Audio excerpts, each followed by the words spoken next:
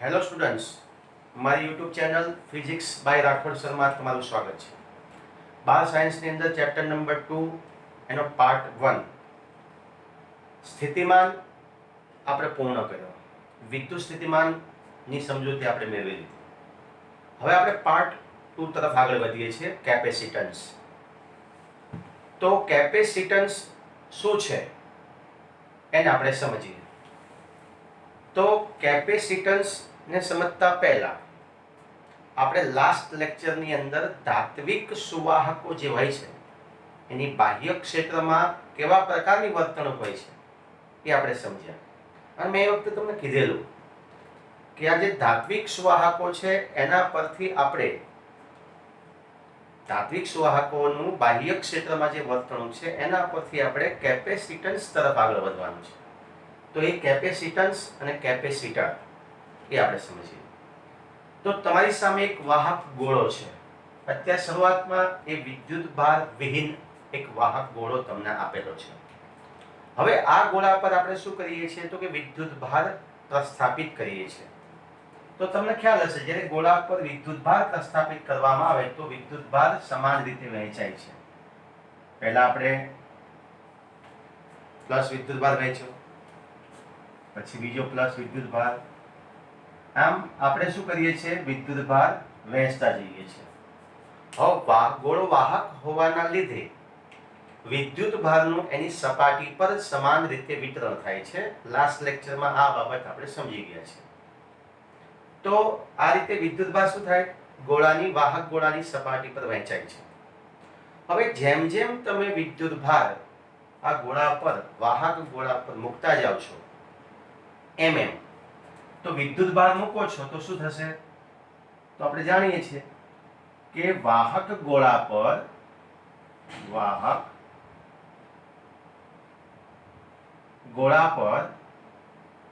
વિદ્યુત ભાર મૂકવામાં આવે એટલે કે વિદ્યુત ભારનું જો વિતરણ થાય છે ગોળા પર વિદ્યુત ભાર મૂકવામાં આવે તો શું થાય, તો કે વાહક ગોળા પર વિદ્યુત ભાર મૂકવામાં આવે તો વિદ્યુત ભાર સતત રીતે શું થાય છે, વિતરિત થાય છે. જેમ જેમ વિદ્યુત ભાર મૂકીએ છીએ એમ એમ આ ગોળાની આસપાસ શું ઉત્પન્ન થાય છે, તો પહેલા આપણે સમજીએ એની આસપાસ સ્થિતિમાન ઉત્પન્ન થાય છે. સ્થિતિમાન જેને આપણે v સંજ્ઞા વડે દર્શાવીએ છીએ. ખ્યાલ ગોળા શરૂઆતમાં ગોળો શું હતો, વિદ્યુત ભાર વિહીન હતો એટલે કોઈ સ્થિતિમાન પણ ન હતું અને કોઈ વિદ્યુત ક્ષેત્ર પણ ન હતું. પણ હવે આપણે આ વાહક ગોળા પર વિદ્યુત ભાર મૂકીએ છીએ. વિદ્યુત ભાર મૂકો એટલે એ વિદ્યુત ભાર શું કરે છે, પોતાની આસપાસ સ્થિતિમાન ઉત્પન્ન કરે છે, વિદ્યુત ક્ષેત્ર ઉત્પન્ન કરે છે. તો વાહક ગોળા પર વિદ્યુત ભાર મૂકવામાં આવે તો સ્થિતિમાન ઉત્પન્ન થાય છે એની આસપાસ અને વિદ્યુત ક્ષેત્ર ઉત્પન્ન થાય છે. બીજું શું ઉત્પન્ન થાય એની આસપાસ, તો કે વિદ્યુત ક્ષેત્ર જેને આપણે E સંજ્ઞા વડે દર્શાવીએ છીએ ઉત્પન્ન થાય છે. આ બે ઘટકો, આ બે મહત્વની ભૌતિક રાશિ સ્થિતિમાન અને વિદ્યુત ક્ષેત્ર આ ગોળાની આસપાસ ઉત્પન્ન થાય છે. હવે આ ગોળા પર જેમ જેમ આપણે વિદ્યુત ભાર વધારતા જઈએ એમ એટલે સમજી લેજો ખાસ કે ગોળા પર જેમ જેમ વિદ્યુત ભાર વધે છે, ગોળા પર જેમ જેમ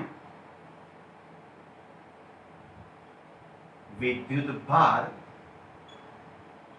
વધે, વધુ ને વધુ આપણે મૂકતા જઈએ છીએ તો જેમ જેમ વધે છે તેમ તેમ વિદ્યુત ક્ષેત્ર પણ વધુ પ્રબળ બનતું જાય છે અને સ્થિતિમાન પણ પ્રબળ બનતું જાય છે, સ્થિતિમાન પણ વધતું જાય છે.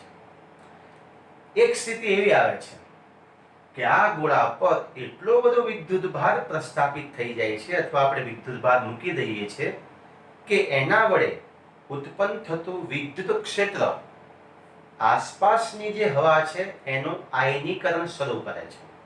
હું શબ્દ બોલું યાદ રાખજો કે આ ગોળા પર આપણે વિદ્યુત ભાર ધીમે ધીમે વધારતા જઈએ છીએ જેમ જેમ વિદ્યુત ભાર વધે એમ સ્થિતિમાન વધે છે અને વિદ્યુત ક્ષેત્ર E પણ વધતું જાય છે.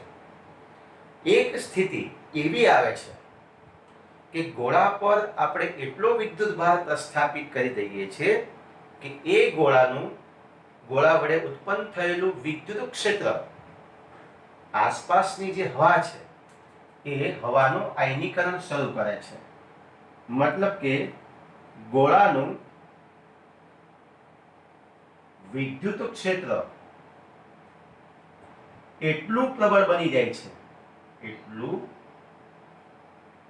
પ્રબળ બને છે કે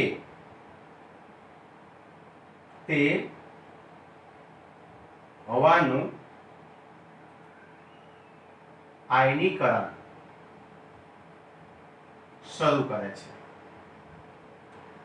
હવે આ તમારા માટે નવું છે કે હવાનું આયનીકરણ એટલે શું? તો હવા પોતે અવાહક છે. હવાની અંદર ક્યારેય વિદ્યુત ભારોની ગતિ થતી નથી. ઓકે? અને એવા અવાહક માધ્યમમાં આપણે આ ગોળા પર વિદ્યુત ભાર મૂકતા જઈએ છીએ. હવે ગોળા પર એટલો બધો વિદ્યુત ભાર આપણે મૂકી દીધો કે એના વડે ઉત્પન્ન થયેલું વિદ્યુત ક્ષેત્ર એ આસપાસની વિદ્યુત ક્ષેત્ર એટલું પ્રબળ બની જાય છે કે તે આસપાસની હવાનું શું કરે છે? આયનીકરણ શરૂ કરે. એનો મતલબ કે હવા પોતાનો અવાહકતાનો ગુણધર્મ ગુમાવી બેસે છે. આયનીકરણ એટલે શું થાય? કે હવા પોતાનો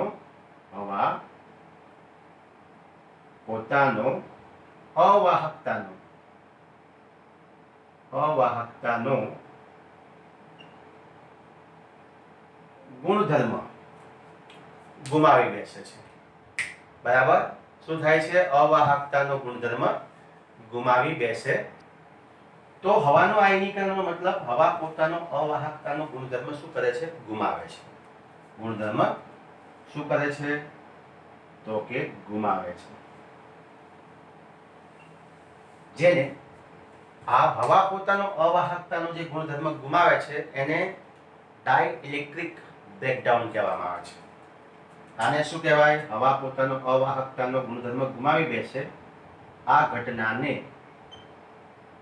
ડાઇલેક્ટ્રિક બ્રેકડાઉન કહે છે.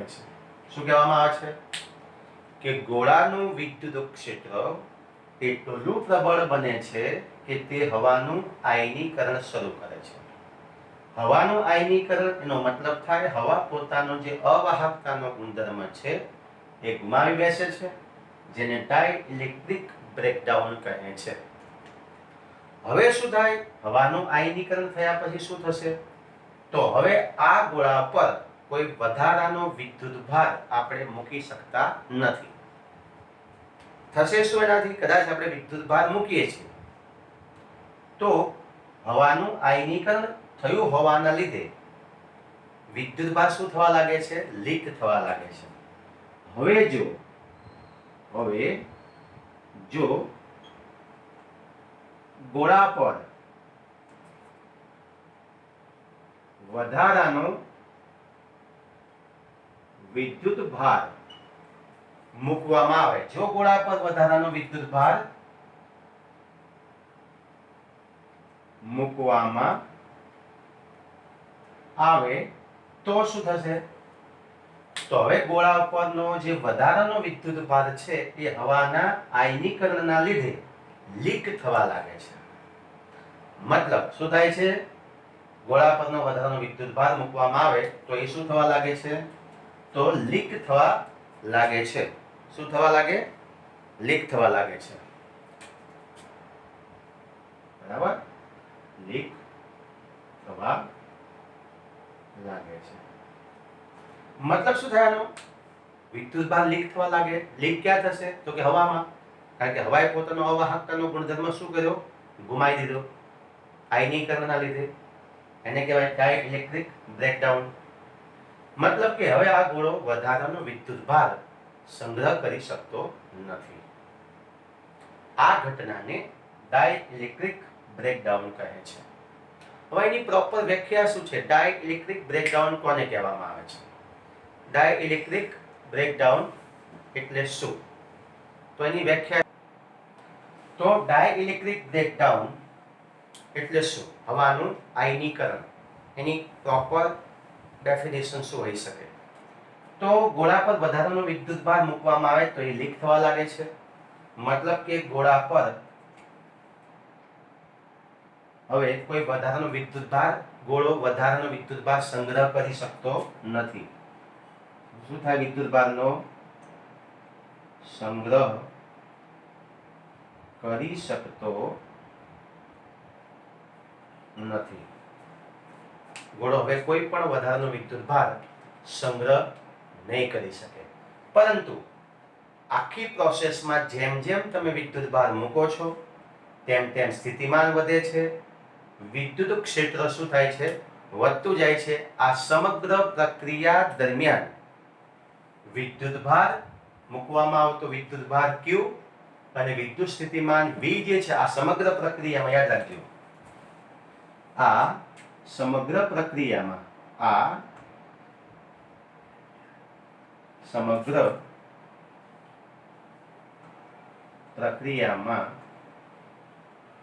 વિદ્યુત ભાર Q અને V નો ગુણોત્તર અચળ રહે છે. જેમ જેમ વિદ્યુત ભાર Q વધતો જાય એમ V વધે છે અને એવી રીતે વધે છે કે આ સમગ્ર પ્રક્રિયામાં વિદ્યુત ભાર Q અને વિદ્યુત સ્થિતિમાન જે V છે એનો ગુણોત્તર શું હોય છે? અચળ રહે છે. એટલે આપણે લખી શકીએ કે વિદ્યુત ભાર Q બાય V, આ ગુણોત્તર શું હોય છે? હંમેશા શું રહે છે? તો કે અચળ રહે છે. અને આ ગુણોત્તરને Q બાય V જે ગુણોત્તર છે એ ગુણોત્તરને કેપેસિટન્સ કહે છે. આને શું કહેવામાં આવે છે? કેપેસિટન્સ. ગોળાનું આ સમગ્ર પ્રક્રિયા દરમિયાન શું થાય છે? તો કે વિદ્યુત ભાર Q અને વિદ્યુત સ્થિતિમાન V નો ગુણોત્તર અચળ રહે છે. વિદ્યુત ભાર જેમ જેમ વધે એમ એમ V માં પણ એવી રીતે જ વધારો થાય છે કે Q બાય V નો ગુણોત્તર જે છે એ કેવો રહે છે? અચળ. અને આ અચળાંકને શું કહેવાય? તો C, જેને આપણે શું કહીએ છીએ? કેપેસિટન્સ કહીએ છીએ. એને શું કહેવામાં આવે છે? તો ગોળાનું કેપેસિટન્સ. આને શું કહેવામાં? આ અચળાંકને શું કહેવાય? ગોળાનું કેપેસિટન્સ. પણ હવે આપણે જોયું કે આ ગોળા પર વધારાનો કોઈ વિદ્યુત ભાર સંગ્રહ થતો નથી. પણ આપણે તો વધારે વિદ્યુત ભાર સંગ્રહ કરવો છે તો શું કરવું પડે? તો આ આપેલ ગોળા પર આપણે એક વ્યાખ્યા ખાલી ખાસ સમજવાની હતી. ડાઇલેક્ટ્રિક બ્રેકડાઉન કોને કહેવાય એ સમજી લઈએ.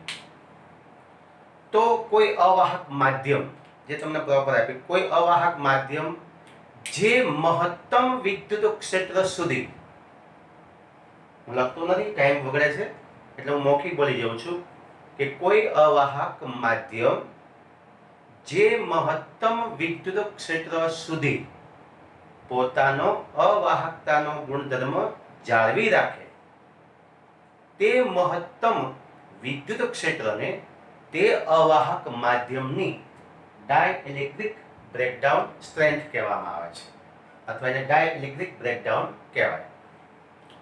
ફરી એક વખત સમજી લો, ડાઇલેક્ટ્રિક બ્રેકડાઉન અથવા ડાઇલેક્ટ્રિક સ્ટ્રેન્થ કોને? તો ડાઇલેક્ટ્રિક બ્રેકડાઉન ઉપરથી આપણને મળે ડાઇલેક્ટ્રિક સ્ટ્રેન્થ. શું મળે છે? ડાઇલેક્ટ્રિક સ્ટ્રેન્થ કોને કહેવામાં આવે છે? ડાઇલેક્ટ્રિક સ્ટ્રેન્થ કોને કહેવામાં આવે છે? તો કોઈ પણ અવાહક માધ્યમ જે મહત્તમ વિદ્યુત ક્ષેત્ર સુધી પોતાનો અવાહકતાનો ગુણધર્મ જાળવી રાખે તે વિદ્યુત ક્ષેત્રને આપેલા અવાહક માધ્યમની ડાઇલેક્ટ્રિક સ્ટ્રેન્થ કહે છે. બહુ ધ્યાનથી વિડીયો પોઝ કરીને આ વ્યાખ્યા લખી નાખજો, કારણ કે લખવા જઈએ તો લેક્ચર બહુ લાંબો થઈ જાય છે. એટલે મૌખિક હું બોલી જાઉં છું કે કોઈ પણ અવાહક માધ્યમ જે મહત્તમ વિદ્યુત ક્ષેત્ર સુધી પોતાનો અવાહકતાનો ગુણધર્મ જાળવી રાખે તે વિદ્યુત ક્ષેત્રને આપેલા માધ્યમનો અવાહક માધ્યમની ડાઇલેક્ટ્રિક સ્ટ્રેન્થ કહે છે. ઓકે, હવે આપણે આગળ વધીએ છીએ. આપણે આ ગોળાની અંદર વિદ્યુત ભાર વધારવો છે અને છતાંય પાછો લીક ના થવો જોઈએ. તો એ કઈ રીતે શક્ય બને? તો એના માટે આ એક આકૃતિ એ તરીકેનો આપણે ઉપયોગ કરીએ છીએ. આકૃતિ એ આપણે શું કરીએ છીએ, આ જે આ નવું શરૂ થયું આપણે હવે કેપેસિટર તરફ જઈએ છીએ, કેપેસિટરની પ્લેટો તરફ. કેપેસિટન્સનો ખ્યાલ તમને આવી ગયો. કેપેસિટન્સ કોને કહેવામાં આવે છે? હવે આપણે કેપેસિટર્સ સમજીએ. તો એના માટે આપણે એક આકૃતિનો ઉપયોગ કરીએ. આપણે આ જે ગોળો છે એની બાજુમાં એક વિદ્યુત ભાર વિહીન એક બીજો ગોળો આપણે નજીક લાવીએ છીએ. તો સમજી લો કે આ બીજો એક ગોળો છે અહીંયા આ રીતે. હવે આ ગોળો આપણે શું કરીએ છીએ, એની નજીકમાં લાવીએ છીએ અને અહીંયા એને અવાહક સ્ટેન્ડ ઉપર આપણે મૂકીએ છીએ. આ આકૃતિ એ છે. હવે આ પોતે ધન વિદ્યુત ભારિત છે, આ વીજભાર વિહીન છે.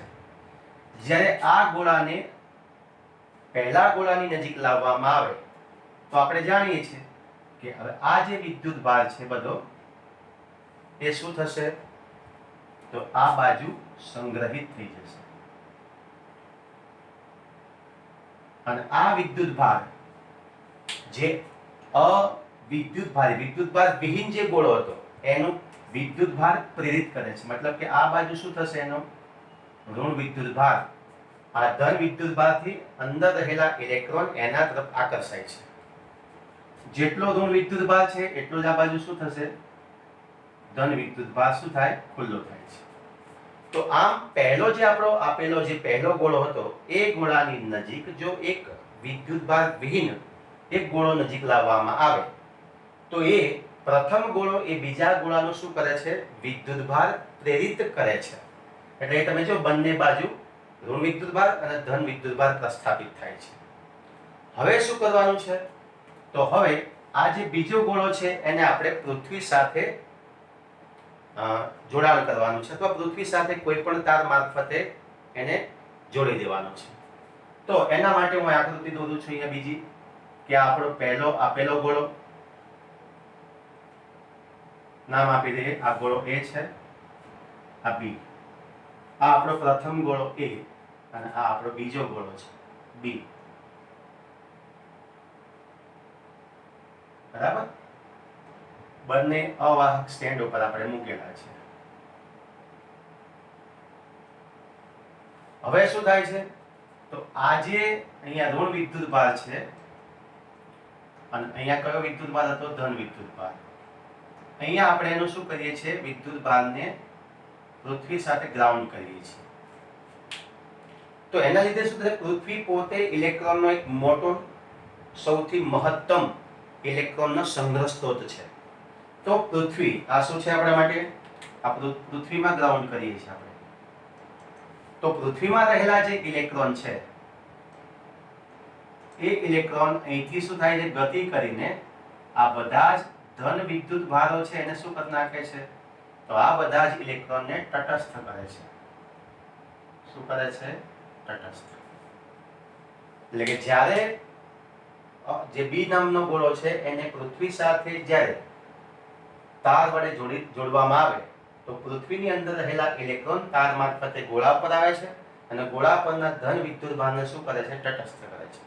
તો હવે આ ગોળા પર શું રહ્યું, ખાલી અહીંયા તો આપણો ધન વિદ્યુત ભાર છે જ. આ ગોળા પર જો ધન વિદ્યુત ભાર જે છે તો છે જ. તો હવે આ ગોળા પર ધન વિદ્યુત ભાર અને આ ગોળા પર શું રહ્યું બાકી, ઋણ વિદ્યુત ભાર. બરાબર? તો હવે તમને આવું મળશે. છેલ્લી એક આકૃતિ દોર લઈએ એટલે તમને આખી બાબત તમને સમજી જાય.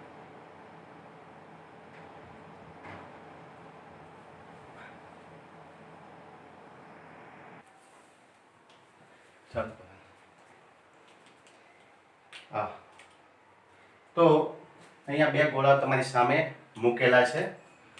આ ગોળા પર કયો વિદ્યુતભાર હશે? તો ધન વિદ્યુતભાર. અને આ ગોળા પર કયો વિદ્યુતભાર છે? ઋણ વિદ્યુતભાર. તો આમ હવે આ ગોળાનો ધન વિદ્યુતભાર આના લીધે શું થશે? વધારે વિદ્યુતભાર સંગ્રહ કરવાની ક્ષમતા પ્રાપ્ત કરે છે. બરાબર? તો આમ આ ગોળા પર હવે આપણે વધારાનો વિદ્યુતભાર સંગ્રહ કરી શકીએ છીએ આ ગોળાના લીધે. તો તમે જોઈ શકો છો શરૂઆતમાં એક જ ગોળો હતો, તો અમુક વિદ્યુતભાર સંગ્રહ કર્યા પછી એના પર વિદ્યુતભાર સંગ્રહ કરવાની ક્ષમતા સીમિત થઈ જતી હતી. પણ બીજો ગોળો બાજુમાં લાયા પછી એને જ આપણે ગ્રાઉન્ડ કરીએ છીએ પૃથ્વી સાથે. ત્યાર પછી આ પ્રથમ ગોળાની વિદ્યુતભારને સંગ્રહ કરવાની ક્ષમતામાં શું થાય છે? વધારો થાય છે. તો આ જે રચના છે બે ગોળાની રચના, જેને કેપેસિટર કહેવામાં આવે છે. શું કહેવામાં આવે છે? કેપેસિટર. તો પ્રોપર એની વ્યાખ્યા લખવી તો શું લખી શકાય? કેપેસિટર કોને કહેવામાં આવે છે? તો એકબીજાથી અલગ કરેલા બે સુવાહકોથી બનતી રચના. એકબીજાથી અલગ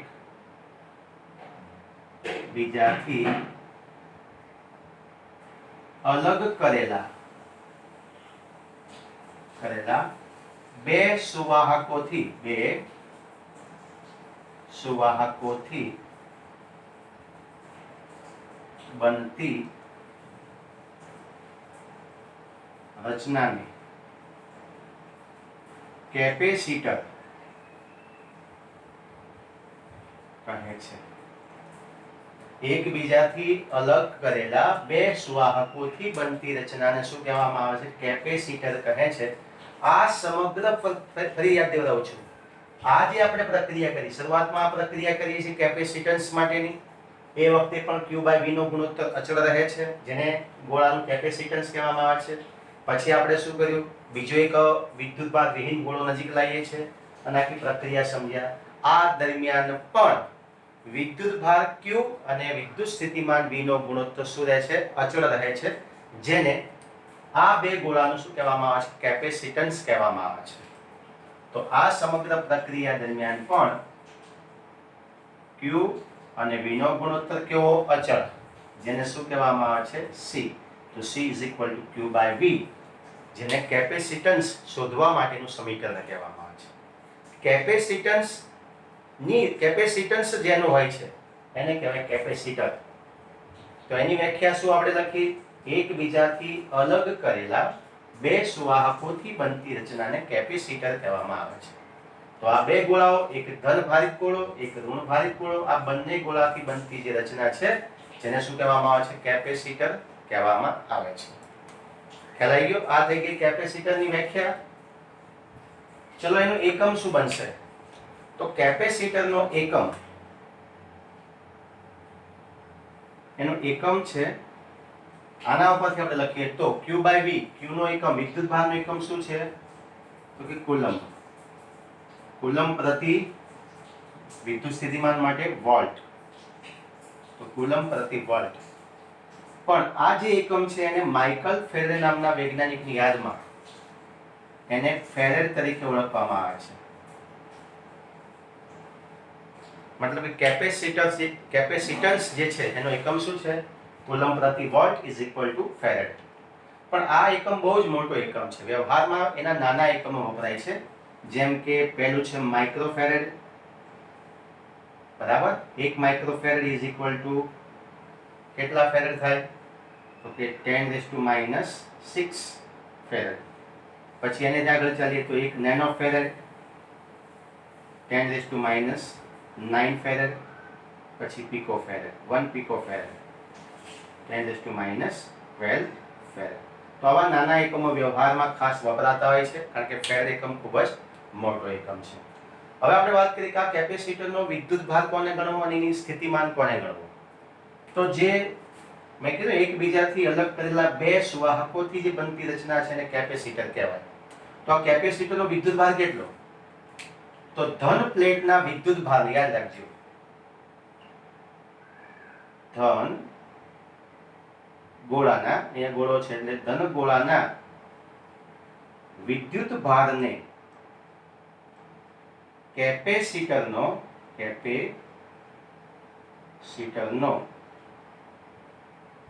વિદ્યુત ભાર કહે છે. ધન ગોળાના વિદ્યુત ભારને કેપેસિટરનો વિદ્યુત ભાર કહેવાય. એટલે જ્યારે પણ તમને પ્રશ્ન પૂછે કેપેસિટરનો વિદ્યુત ભાર કેટલો, તો ધન ગોળાનો જે વિદ્યુત ભાર હોય એ કેપેસિટરનો વિદ્યુત ભાર કહેવાય. બીજું, સ્થિતિમાનનો તફાવત કેટલો? તો આ બે ગોળા વચ્ચે જે સ્થિતિમાનનો તફાવત હોય એને કેપેસિટરનું સ્થિતિમાન કહેવાય. બે ગોળા વચ્ચેના વિદ્યુત સ્થિતિમાનના તફાવતને કેપેસિટરનું શું કહેવામાં આવે છે? વિદ્યુત સ્થિતિમાનનો તફાવત કહેવામાં આવે છે. ખ્યાલ આવી ગયો? એની સંજ્ઞા શું છે? તો કેપેસિટરને આ રીતે દર્શાવવામાં આવે છે. કેપેસિટરને દર્શાવવાની રીતો કઈ છે? તો ધારો કે આપણો પરિપથ છે તો એમાં આ રીતે કેપેસિટરને દર્શાવવામાં આવે છે. બે સમાંતર રેખાઓને પરિપથમાં જોડીને. એક પ્લેટ શું હોય છે? ધન, અને એક કઈ હોય છે? ઋણ. તો આ રીતે તમે કેપેસિટરને દર્શાવી શકો છો. પણ આ ફિક્સ અથવા અચલ કેપેસિટર છે. જો ચલ કેપેસિટર જેનું મૂલ્ય આપણે આપણી ઈચ્છા મુજબ બદલી શકતા હોય તો એના માટેની સંજ્ઞા થોડી અલગ છે. આ રીતે. તો આ ચલ કેપેસિટર માટે છે. ચલ કેપેસિટર માટે. તો કેપેસિટરને બે રીતે દર્શાવી શકાય. આ અચલ કેપેસિટર, અચલ કેપેસિટર. તો આ રીતે કેપેસિટરને તમે દર્શાવી શકો છો કોઈ પણ પરિપથમાં.